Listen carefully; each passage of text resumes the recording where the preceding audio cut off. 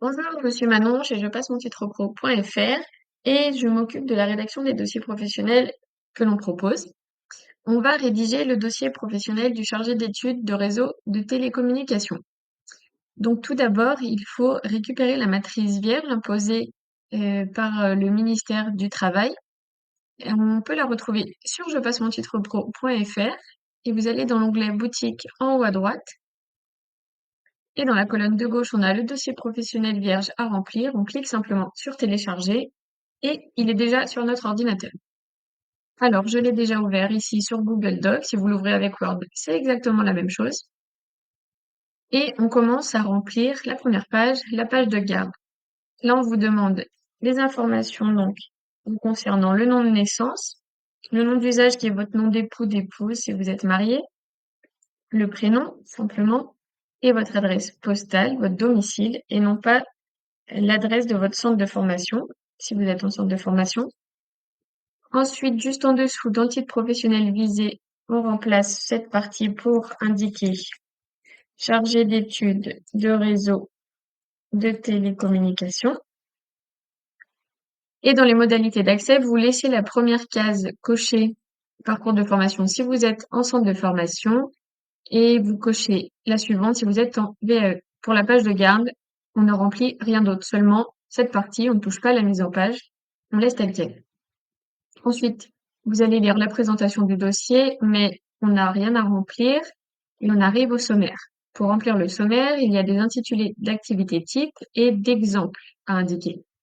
Pour remplir cette partie, on se sert du REAC, le référentiel des activités du titre professionnel. C'est encore un document fourni par le ministère du Travail qui répertorie toutes les compétences que vous allez devoir maîtriser pour le titre professionnel. On peut toujours le retrouver sur Je passe mon titre pro, on va aller sur la page du titre professionnel. Donc, soit vous repassez par l'accueil ici, soit dans l'onglet les titres. Donc, je clique sur les titres. Et là, on va chercher le chargé d'études de réseau.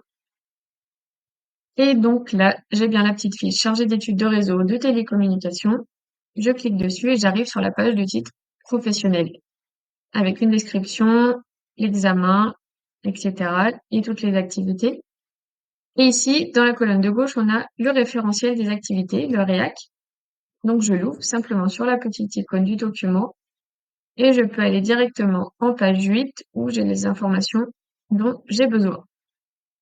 Donc, le tableau, vous voyez activité type, compétences. Donc, quand on demande l'activité type numéro 1, je prends simplement un copier-coller de l'intitulé que je viens mettre ici. Je fais pareil pour l'activité type numéro 2 et ensuite l'activité type numéro 3 et ensuite des intitulés d'exemple. Donc, ça va correspondre aux compétences de chaque activité. Donc, on n'est pas obligé de toutes les mettre dans le sommaire, dans le dossier professionnel. On conseille 2 à 3 exemples de compétences par activité. Si on prend tout, au bout d'un moment, le dossier professionnel devient un peu lourd à lire pour le jury. Donc, il est mieux de ne pas tout mettre. Là, comme on a déjà 3 activités, je peux prendre deux exemples de compétences par activité. Donc là, juste par simplicité, je prends les 2 premières à chaque fois. C'est pareil pour l'activité 2. Et bien sûr, vous pouvez très bien prendre la 1 et la 3, la 2 et la 3. De toute façon, vous allez devoir toutes les maîtriser. Donc, peu importe celle que vous aurez choisie. Et enfin, la dernière.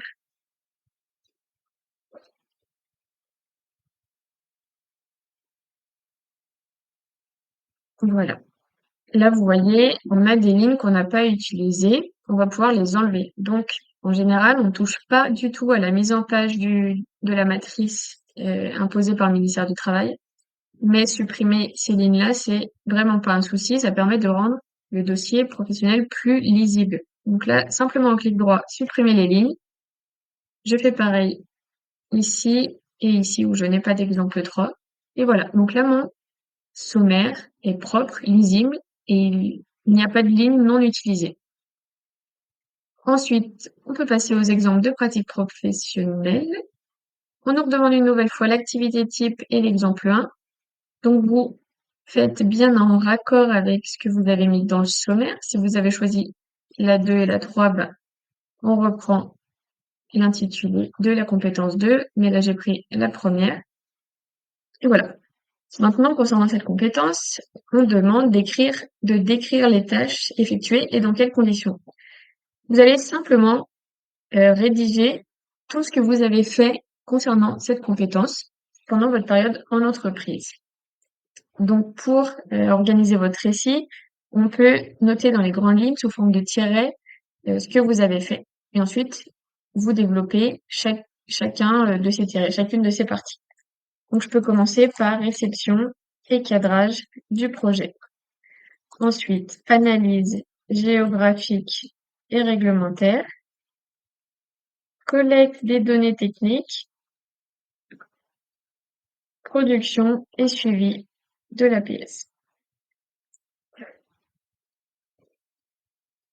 Donc, pour ces parties, alors voilà, je mets les titres en gras, ça structure un peu le récit, ça le rend plus lisible. Donc voilà, je peux commencer de rédiger ma première partie. Alors, les demandes clients arrivaient via le responsable d'études, accompagné d'un cahier des charges. Bien sûr, on se relie. J'ai oublié quelques lettres, accompagné d'un cahier des charges, parfois d'un CCTP et d'un extrait de cartographie. Les donneurs d'ordre étaient des opérateurs d'infrastructure comme Orange, SFR, etc. ou des collectivités locales. Je devais donc analyser dès le départ le cadre administratif et technique pour préparer la suite de l'étude. Voilà pour la réception et le cadrage du projet. Pour l'analyse géographique, j'utilisais CartonGeo, QGIS, Net géographique pour délimiter le périmètre et localiser précisément les zones concernées. Les plans cadastraux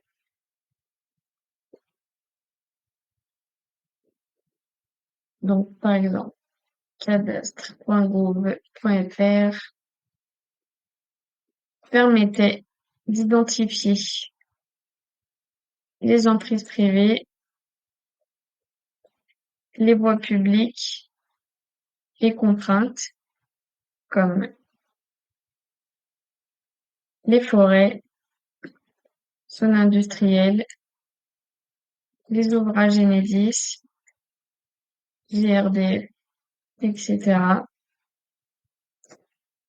Je vérifie ensuite le cadre réglementaire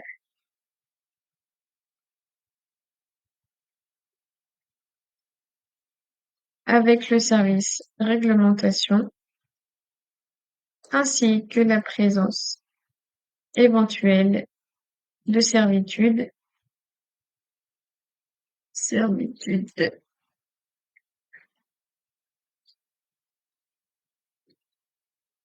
et ces vérifications conditionnaient directement les choix techniques possibles.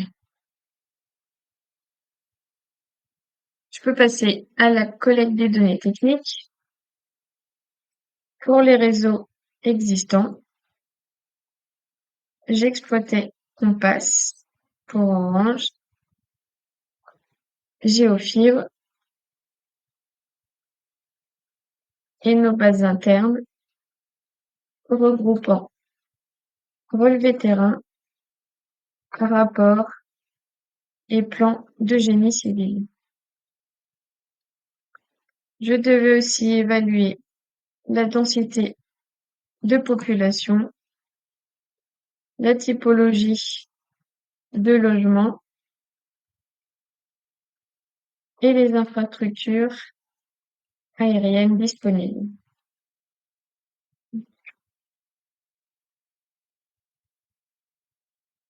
Par exemple, photo M10 FT. En contrôlant leur capacité résiduelle. En parallèle, je consultais le référentiel DICT et le guichet unique pour vérifier la coexistence avec d'autres réseaux afin d'éviter les conflits d'usage.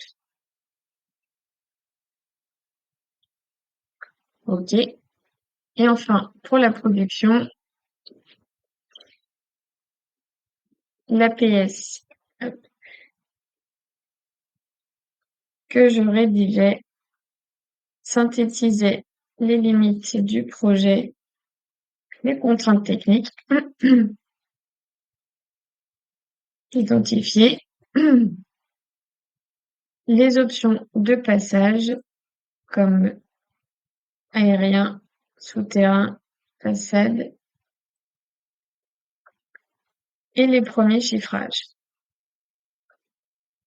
Longueur de câble, point de branchement, chambre de tirage, fourreau, etc.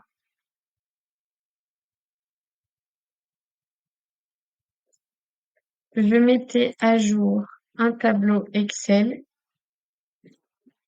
avec les étapes d'avancement comme les documents reçus, les validations, les interlocuteurs et je le partageais avec SharePoint pour assurer la coordination avec l'équipe. Ce suivi collaboratif permettait d'avancer plus efficacement et de fiabiliser le dossier final. Voilà, pour cette compétence, j'ai montré que je sais définir et appliquer le cadre administratif et technique d'un projet de réseau FTTX. Pour la suite, on demande les moyens utilisés. Simplement que les outils que vous avez en main pour cette compétence. Donc, on a parlé de QGIS pour la visualisation cartographique, CartonGeo, plateforme d'analyse réseau, net géographique, outil de cartographie, Compass,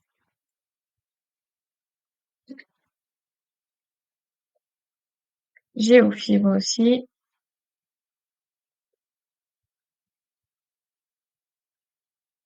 On a parlé de cadastre.gouv.fr,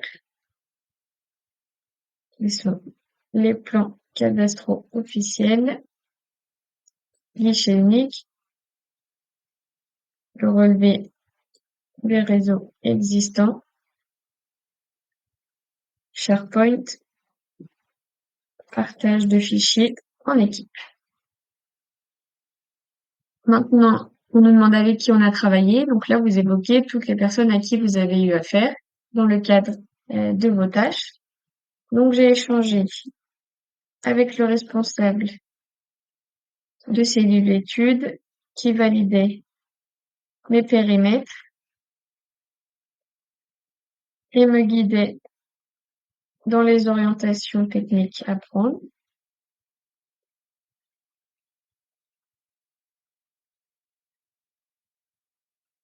J'ai aussi été en contact